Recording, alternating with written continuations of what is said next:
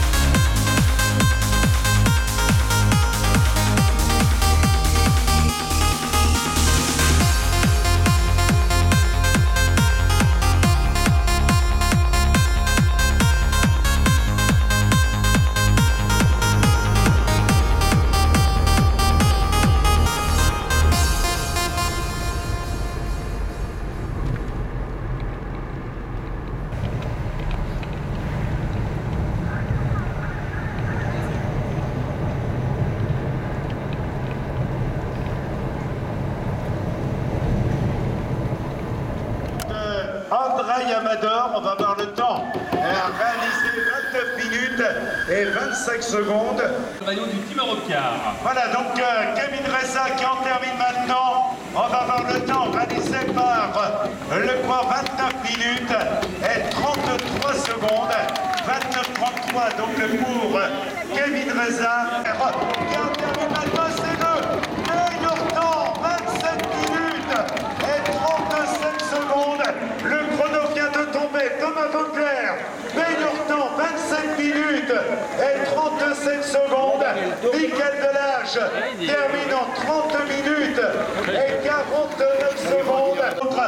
L'arrivée ici donc de quoi David Apolonio, le sprinter italien, en 31 minutes et 18 secondes. Donc Thomas Vauclair, meilleur temps et probable vainqueur de l'étape contre la montre en 27 minutes, 37 secondes. Et Gardien, champion du monde d'espoir, termine deuxième. Et nous avons l'arrivée maintenant de Nasser Bouhanni, qui termine en 28 minutes et 52 secondes. Ah, il s'est bien battu, donc Nasser Bouhanni. Voilà Thomas Vauclair sur le podium avec Maë, qui accompagne papa avec Lilia. Voilà, chacun sur le podium. Un papa heureux et l'ovation de tout un public. Voilà, les mains se lèvent pour voilà Thomas. Voilà, Thomas Vauclair avait gagné le contre-la-montre lors de sa victoire en 2007. C'est évidemment le rebond. Vous savez qu'il y a une saison contrariée. Je crois qu'on peut lever les mains, applaudir plus fort encore. 4 fois vainqueur. L'étape sur les routes du Tour de France, maillot jaune, meilleur grimpeur, excellent et meilleur représentant français au championnat du monde. Et nous l'avons dit, une saison 2013 qui n'a pas été facile. Je vais pas faire le mec qui est pas surpris parce que quand on me dit, mon directeur sportif m'a dit que j'avais le deuxième temps à mi-parcours, je croyais qu'il se moquait un peu de moi en fait. Et bon, après je me suis dit, il me connaît, il sait que quand je me fais mal comme ça, j'ai pas trop envie de plaisanter. Donc je me suis dit, ça doit être vrai et je me suis encore plus arraché. Et quand j'ai passé le portique, je suis pas habitué à avoir un dans les contre-la-montre. Moi, en général, il y a toujours pas loin de 2 numéros devant le 1 souvent. Mais là, c'est vrai qu'il y avait la motivation et j'ai un petit mot pour mon épouse parce que 5 minutes avant mon départ pour le chrono, elle s'est un petit peu sentie mal, elle a fait un petit malaise.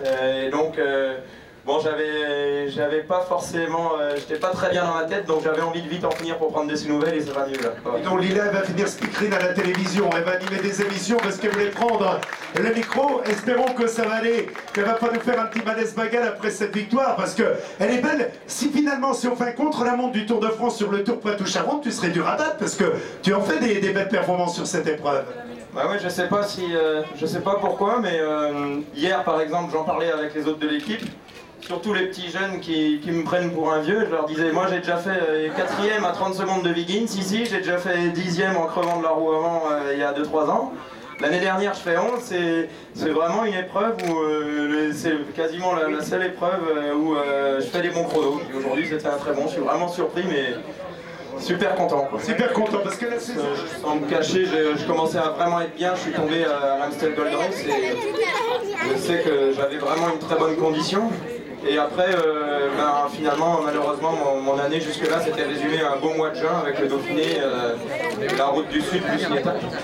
Donc voilà, en même temps, depuis 2009, à chaque fois au Tour de France, c'était plus que bien.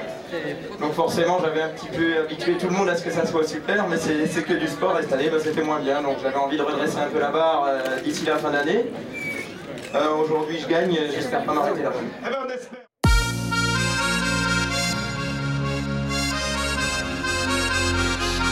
This will be a good night.